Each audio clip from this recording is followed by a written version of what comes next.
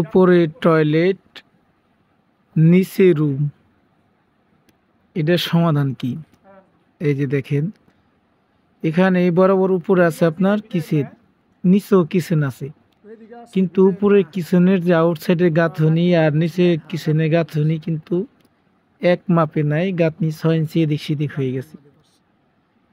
কাজেই এই লাইনটা কিন্তু আপনার দেওয়ালের বাইরে চলে আসছে, অটোমেটিক দেওয়ালের বাইরে চলে আসছে।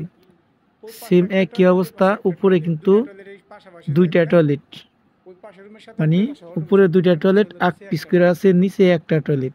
এখন উপরে যেহেতু 8 পিস করে দুইটা টয়লেট, নিচে একটা টয়লেট, তাহলে 8 পিস করে দুইটা টয়লেট আপনার জায়গা আছে 10 ফিট, আর এখানে একটা টয়লেটের জায়গা আছে আপনার 7 ফিট।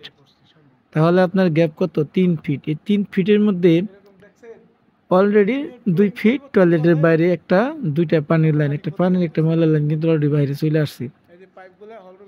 সেম এইরকম আরো কিছু কাজ, এই যে দেখেন উপরে টয়লেট, নিচে রুম, এইভাবেই কাজ হইতে